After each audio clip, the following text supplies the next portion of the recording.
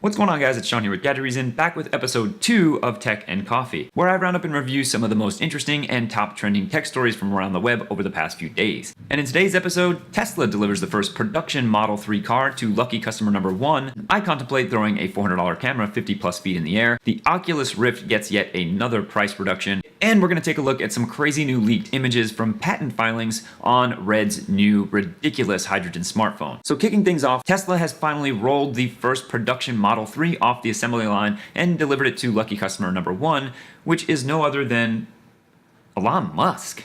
What the? You're probably wondering what kind of nut job gets the number 1 spot to reserve one of the most hotly anticipated cars of the past few years and then gives it away as a birthday present to a billionaire, no less. But it turns out the person who actually had that coveted first spot for the Model 3 is none other than Ira Aronepoulos, and he's a member of the board over at Tesla, and I think he probably donated or gave that gift to Elon Musk as just a nice gesture for probably helping bring that car to life. It's also worth mentioning at this point it seems as though he only donated that slot, not the actual full purchase price of the car itself. Either way, it's a pretty cool gesture, and I'm pretty excited to see what this car looks like when it finally hits the road, and I think it's actually going to have a bigger impact than any of the previous Teslas before. Realistically, if you were in the market for a Tesla in the past few years, you were probably also considering other cars like super high-end Mercedes or other luxury vehicles that might cost upwards of $100,000. This is the first Tesla model to be available to customers that might typically be shopping for a fully decked out Toyota or a high-end Ford or some other car that falls into that $40,000 to $50,000 price range. Certainly a much bigger demographic than previous Tesla models before it. Next up is a product that I just received in the mail, and it's something really unique and interesting that I really haven't seen anybody talking about. And it is from a Kickstarter campaign from a couple of guys from the Netherlands, and they created something called the Air Video. And this is what the Air Video looks like. I'm not sure if you can quite see it all in the frame here, but if you look right here in the front, you can see a little opening with a camera lens. I don't know if you can see that, but basically inside the head of this giant, oversized, sort of Nerf football looking thing is my GoPro Hero 5 Black. Basically, the Air Video comes as a flat packed set of wings that you slide together, and then you place your GoPro inside the plastic housing and then screw it all together, and you're left with this sort of missile looking device that you can then throw your GoPro through the air, at least in theory. Now, I've been pretty excited about getting this product since I first backed them on Kickstarter. Now, when it comes to Kickstarter, I think we all know that you're really rolling the dice when it comes to any kind of products that are on Kickstarter. There's just a lot of things that can go wrong when a bunch of people that are not normally involved with bringing products to mass production, going through research and development, proper testing, and all the other things that are involved with bringing products like this to the market, there's just a lot that can go wrong. Now, in terms of this particular product, one of the reasons why I backed it is because it is a really unique, really cool idea. It's also relatively simple. There's not a whole lot that could really go wrong. At the end of the day, these foam wings might break. As long as the housing or the head that actually holds the GoPro remains pretty solid and sturdy, I think your GoPro itself is actually pretty safe. They're already meant to be pretty rugged cameras as it is, and then by placing it inside of this plastic and foam housing, I feel pretty comfortable testing it out. Also, one thing worth mentioning is that if you see this little piece of tape right here on the edge of this wing, that's there because my Air Video actually came in the mail from Netherlands with a crack and a sort of a chipped piece of the foam wing missing. So that probably doesn't exude confidence when you're thinking about throwing this product through the air multiple times with your $500 camera inside of it. But I'm going to give them the benefit of the doubt for a couple of reasons. There's a lot of things that could have happened to the package on its way from the Netherlands all the way to the US, and maybe it just got squished or crushed in the package the right way that caused that little piece of the wing to break off. Secondly, the actual headpiece here that actually holds the GoPro is really, really durable. The plastic is super hard and robust, and it actually has an extra piece of the foam padding in front as well to act as a little bit of a shock absorber. So I think even in the worst case, if the wings were to completely break, I'm pretty sure that my GoPro would still remain pretty protected and intact on the inside, so I'm not too concerned about anything happening to my actual camera. They have also already mentioned that if the wings were to break, they will have replacement parts available on their website, and I can't imagine that they'd be too expensive to just replace one set or both sets of the wings if you need to. So I am going to go ahead and test this out over the next few days. Now, obviously, I've talked a lot before about the fact that aerial photography and videography has become hugely popular with the rise in popularity of drones. However, there's still a lot of issues with being able to fly drones in certain areas and other things that might come up.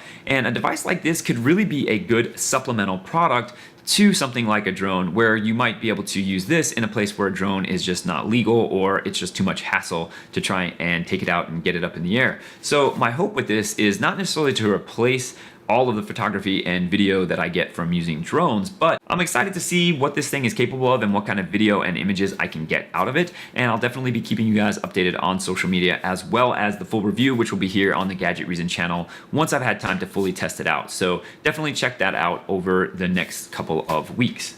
Next up is the Oculus Rift price cut. The now Facebook-owned VR company actually announced their first price drop back in March, so this marks the second price drop in just about 4 months.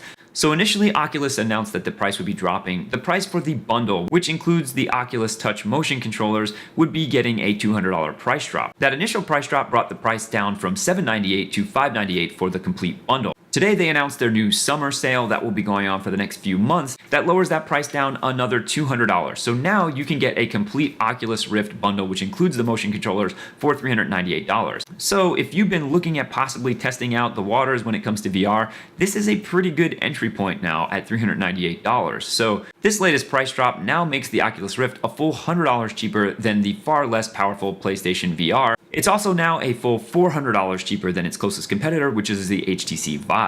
Now, I purchased an Oculus Rift back when the consumer version was finally released, and my first impressions of it were that it was absolutely incredible, and I still truly think that VR is probably the future of gaming. It's really something that's hard to explain in a video exactly what the experience feels like. The closest way that I've ever been able to explain it is it's like you stuck your head through a magic portal and went into this whole other world, and that's really what it feels like. One of the things that really impressed me about the Oculus Rift was how a simple 3D platformer game like Lucky's Tale, which was actually bundled with the Rift when I bought it, could be so much more amazing than you could really anticipate just experiencing it in that truly immersive 3D world. Having this sort of diorama that your head is stuck into, where when you look around, everything you see is there and it seems so real. And even simple things like, for example, your character could be sitting on a ledge, and if you leaned your face down, you were actually leaning in and getting your face right up against it. And if you went far enough, you would bump into him and he would bounce backwards. I mean, there were so many unique experiences that I had never ever seen anything like when I was experiencing the first few months of using my Oculus Rift. When I first started using my Oculus Rift, I really spent a lot of time playing some of the more simple games and sort of just experiencing what VR was all about. But when I first tried to play Project Cars in a full VR experience, I almost immediately got very, very ill. I did not actually throw up, but I was extremely sick to my stomach and very, very dizzy. It was not a good experience, and what was even worse was that after I stopped playing, it took a good hour and a half to 2 hours before I went back to really feeling normal. And I started to notice that this was a trend even on the games that didn't make me motion sick. I would actually have some weird feelings after I stopped playing. So while I was playing, it was fine, but I would take the VR off and then go to do something else, and I would notice that I felt a little queasy. So there definitely is a real thing that goes on with the motion sickness and VR, and that is probably at least partially what some of the barrier is keeping these devices from being incredibly popular. I think we're going to start seeing quite a few price drops in VR over the next few months, maybe even the next year, because I just don't think the experience is quite there yet, and they're not selling enough of them at the prices they were asking. Hopefully, as the technology continues to improve, the display technology that goes into the VR headsets themselves gets better and better. All of those things will help contribute to a better experience, and hopefully they can figure out this whole motion sickness thing, because it really wasn't pleasant. And the last story that I wanted to talk about today is some new images that were leaked from some patent documents on Red's new hydrogen smartphone that was announced a few days ago. Now, I already thought that this thing looked ridiculous, and I can guarantee you that it's going to be much more expensive than Red is letting on right now.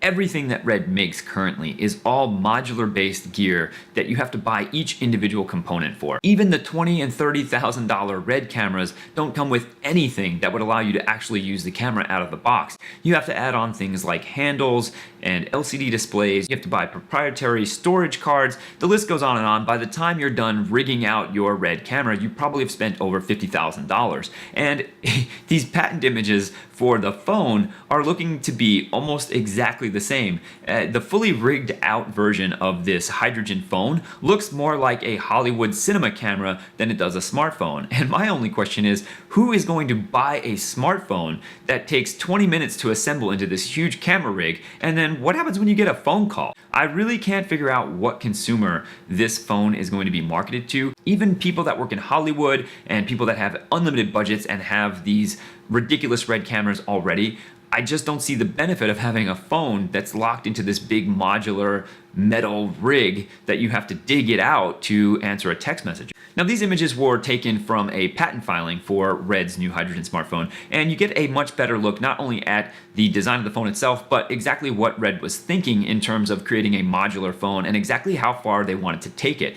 And wow, they really wanted to take it far. While you would think these images might shed more light on exactly what this phone is supposed to do, it actually just makes things all that much more confusing. I just can't get my head around the goal behind this phone and why Red felt compelled to make it in the first place. They already kind of have the market cornered on super high-end digital cinema cameras, 8K sensors. They're the cutting edge of everything. Great color science, super high dynamic range. They already fill a really good niche space of high-end directors or people who have the budget to afford to shoot on these incredible cameras. I just don't know why they felt compelled to make a smartphone. And it's really interesting. I'm looking forward to seeing more about this story going forward, but it's definitely confusing to me. I've racked my brain trying to figure out who would actually want this phone, other than MKBHD apparently, who signed up to buy his the minute that it was announced. But I just can't imagine what anyone would actually do with this thing. But we'll definitely keep reporting on it as more information keeps trickling out. I hope you guys enjoyed episode 2 of Tech and Coffee. If you did, give me a thumbs up. If you loved it, please subscribe to Gadget Reason so you get notified when all of my future videos drop, including future episodes of Tech and Coffee, which is every Tuesday and Friday going forward. Also, don't forget to leave some comments in the comment section below about any of the content we discussed in this episode. Comments are greatly appreciated. That's it for this episode, and remember to check back for all the best reasons for the tech that you love, and I will catch you guys on the next video. Live it up, live it up, live it up.